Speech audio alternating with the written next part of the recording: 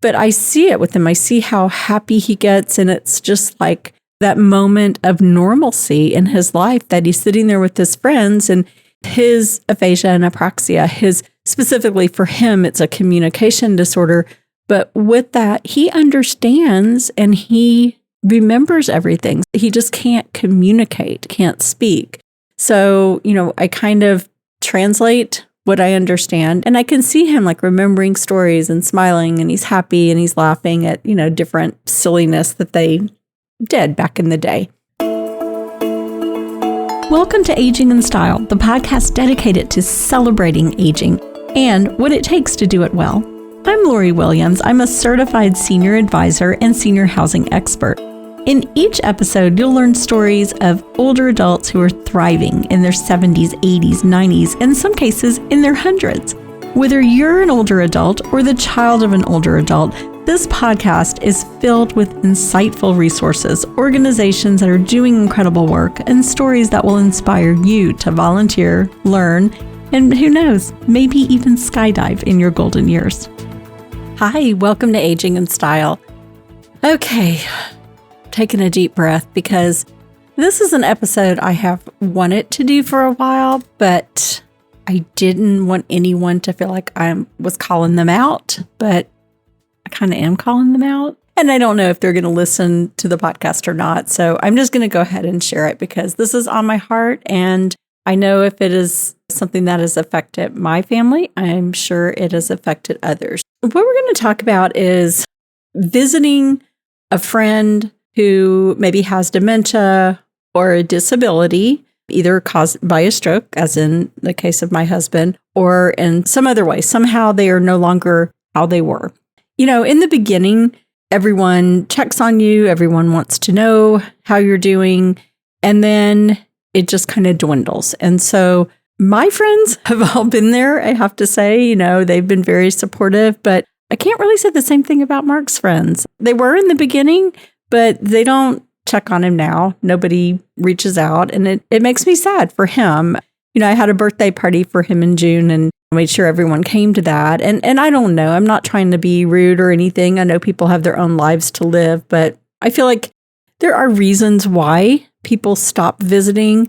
And I wanted to address that. First, I want to address kind of the elephant in the room here, which is why people stop visiting. And I know this is not an isolated incident for my family. This is just from talking to other people, other caregivers. This is kind of what happens. So I get that it's hard. And some of the reasons are seeing someone that you care about in a vulnerable state. It can be frightening. They may change since the last time you saw them, or they maybe like in Mark's case, we all thought he was going to get better, and he did to some extent, but he's very disabled, especially with his speech and communication. Maybe it makes people anxious or uneasy if you can't communicate, or if someone has dementia, which is a progressive disease, or Parkinson's, or whatever the disease or illness may be.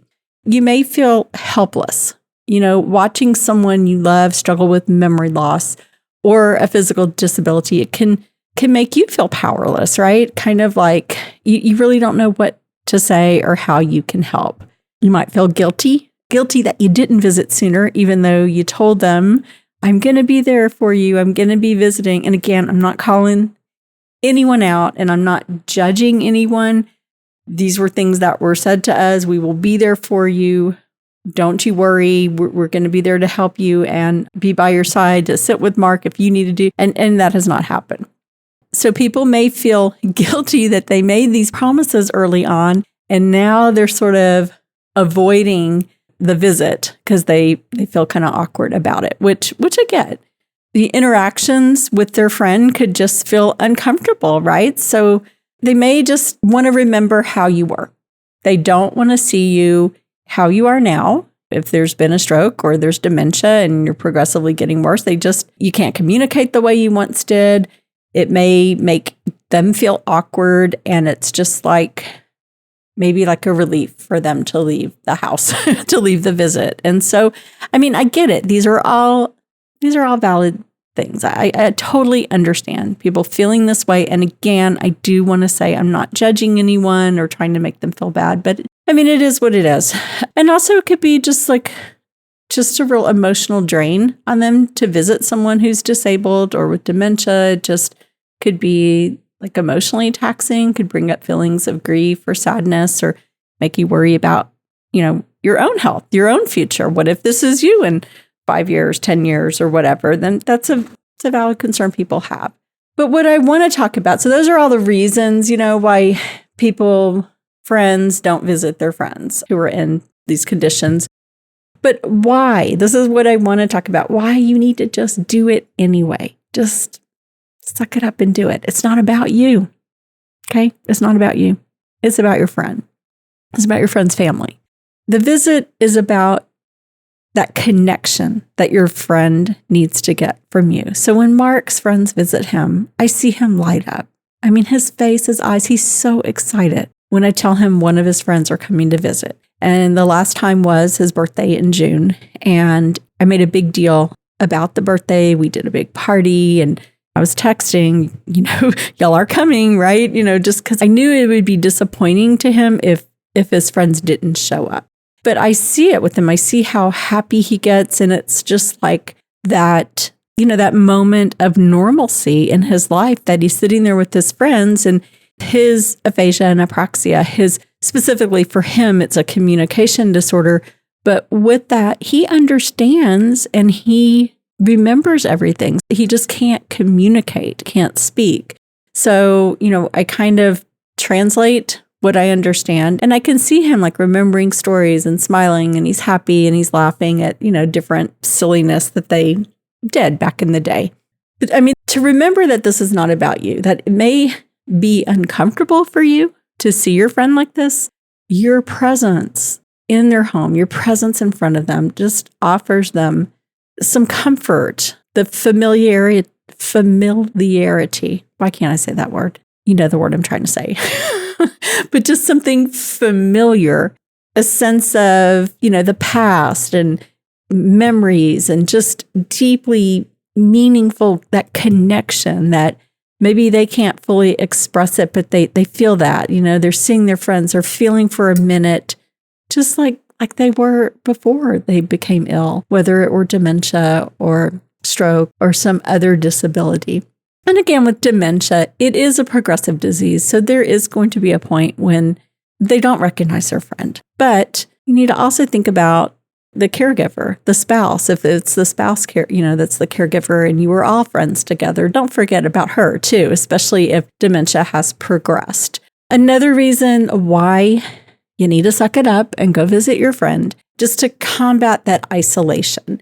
And many people with dementia or stroke-related disabilities, they experience loneliness and isolation. And your visit could just be that just spot of light and love in their day, something different, just a break in their daily routine. And here you are popping in and you're just like a ray of sunshine to them, even if you're just visiting for 30 minutes. And I see that with Mark because he does not like to leave the house. And it takes a lot, like doctor's appointments, pretty much is the only way I can get him to leave the house. And, he has this therapist who come to see him every day, but we can't even get him to go out to get coffee. He just doesn't want to leave the comfort of the home. To me, everyone's different. To me, I would lose my mind if I was stuck in my house 24/7, but I know that he is very isolated. So in our particular case, people coming to visit is very welcome. And I mean, he loves it when my friends come over, they all go and hug him, talk to him and, just praise him and love on him. And he loves it. I see him light up. And I know it would be even more so if his friends came.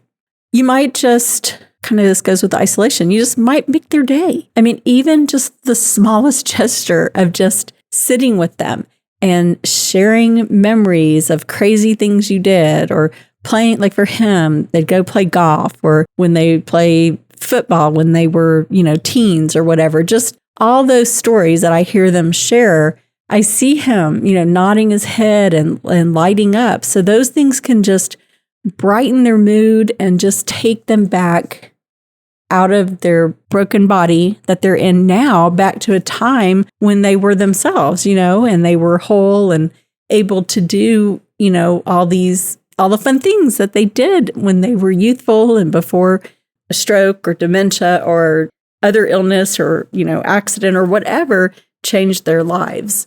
If they have dementia, they may not remember everything, but they're going to remember how you made them feel. And if you were someone who they just adored, maybe a childhood friend or whatever, the odds are likely they're going to remember you if they have dementia.